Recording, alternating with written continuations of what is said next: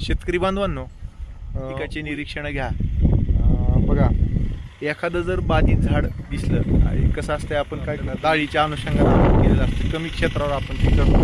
आणि अशा परिस्थितीमध्ये जर एखाद्या किडीचा रोगाचा प्रादुर्भाव क्षेत्रावर जे अटॅक जास्त झाला आणि क्षेत्र पूर्ण नष्ट जर झालं तर आपलं नुकसान जे आहे ते होऊ शकतं. तर बघा कशा पद्धतीचा ह्याचा हे असतो, पॅटर्न असतो किंवा पॅच कशा पद्धतीनं या ठिकाणी डेव्हलप होतो. एक कुठंतरी बाधित झाड पहिल्यांदा त्या ठिकाणी जे आहे ते हे सगळे पानं नष्ट झालेले आहेत ना, ह्या ठिकाणी पहिला प्रादुर्भाव जो आहे तो निदर्शनास आलेला. मग हे झाड असंच ठेवलं. आता इथं बघा, ह्याला जर आपण जवळून आता ह्याचे जर बघितलं, बघा हे घोंगान जे दिसतंय ना, आता आणखी नवीन ठिकाणी मी दाखवतो. हे घोंगान जे आहे ते एकदम बारीक घोंगान जे आहे ते दिसतं ना, तर हे पांढरी माशी असते. ह्याच्या खाली जे आहे ते आपल्याला रसशोषण जे आहे ते करत असते आणि हे पांढरी माशी डिसेमिनेशन करत असते बाधित झाडाकडून चांगल्या झाडाकडं.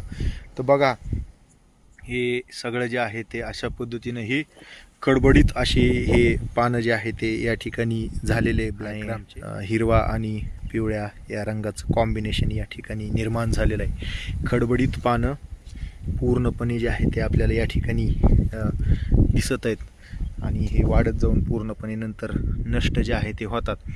मला सांगायचं एवढंच आहे की जर बाधित झाड आपण उपटून जाळून नाही टाकलं तर एका बाधित झाडापासून हे सगळ्या शेतामध्ये जसं तेव्हा त्या ठिकाणी झालं आहे, या ठिकाणी इकडं दिसायला चालू झालं आहे. हे सगळी पूर्ण लाईनच्या लाईन सगळी जी आहे ते ही बाधित झाली.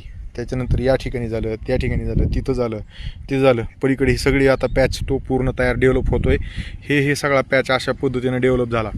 सांगायचा उद्देश, प्रचंड मोठ्या प्रमाणामध्ये हे सगळे झाडं बाधित झाले आणि आता इथं शेंगा लागत नाहीत किंवा लागल्या तरी त्या पिवळ्या राहून त्याच्यात बियाणं जे आहे ते डेव्हलप होत नाही आणि अशा पद्धतीनं आपलं नुकसान होतं. तर हे असे जे काही पॅचेस तयार होत आहेत तर ते होऊ नयेत, त्या अनुषंगानं वेळीच हे असे बाधित झाडं जे आहेत तर ते आपण उपटून जे आहे ते जाळून टाकणं गरजेचं.